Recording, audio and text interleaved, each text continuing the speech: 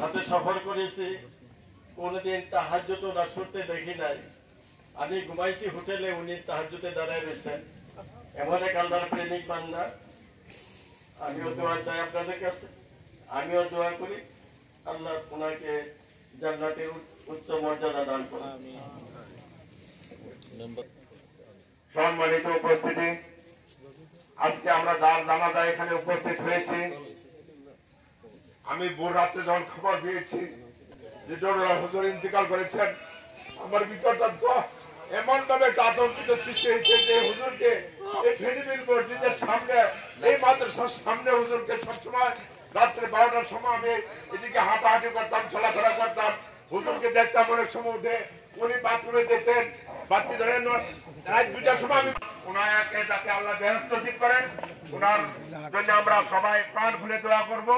এবং আসতে গেলে আমি ওনার সঙ্গে দেখা করতাম, যে আমি মনে মনে ভাবতাম এত ভালো মানুষ, এত ভালো মানুষ, সত্যি সত্যি উনি ভালো মানুষ। ওনার ওই ভালোর পরিচয়টা উনি পদে পদে রেখে গেছেন। ওনার শরীরের মধ্যে মুসলমানের গন্ধ লাগতো।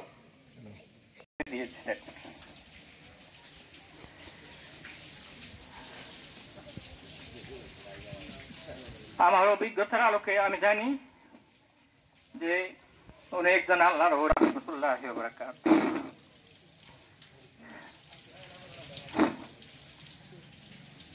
চোখের পানি ধরে রাখতে পারছি না। যিনি আজকে আমাদের থেকে বিদায় নিচ্ছেন,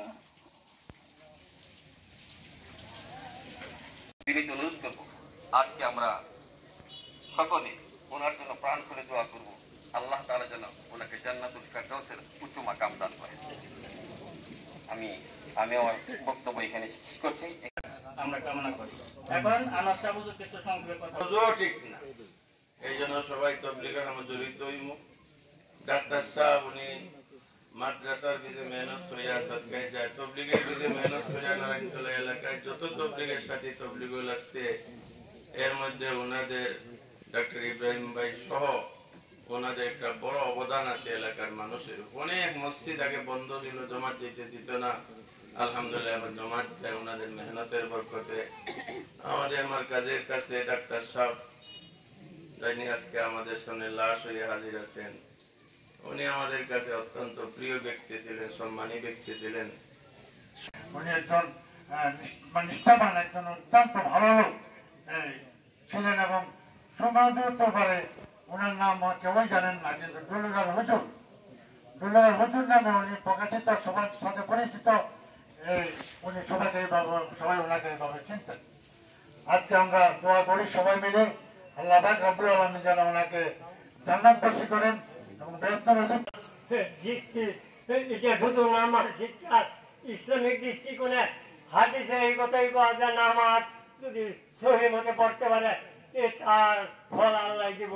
তো ওই যে সহি, এত মানুষ কিভাবে উনি কামাই করছেন, কিভাবে কামাই। দোয়া করি আল্লাহ তাআলা আমার আব্বার যতগুলো ইবাদত আছে সবগুলোকে কবুল করে নেন, আর আল্লাহ তাআলা আমার আব্বাকে মাফ করে দিয়ে জান্নাতের অধিবাসী করে নেন। আর আপনাদের সাথে অনেক চলাফেরা করছে, উঠা বসা করছে, আপনাদের কাছে যদি কোনো ভুলভ্রান্তি করে থাকে আচার আচরণে কথাবার্তা লেনদেনিতে, আমি ওনার ছেলে হয়ে আপনাদের আমার বাবার পক্ষ থেকে ক্ষমা চাই, আপনারা আমার আব্বাকে মাফ করে দিবেন। আর সদা সর্বদা যখনই সুযোগ হয় ইনশাআল্লাহ আমার আব্বার জন্য আপনারা দোয়া করবেন।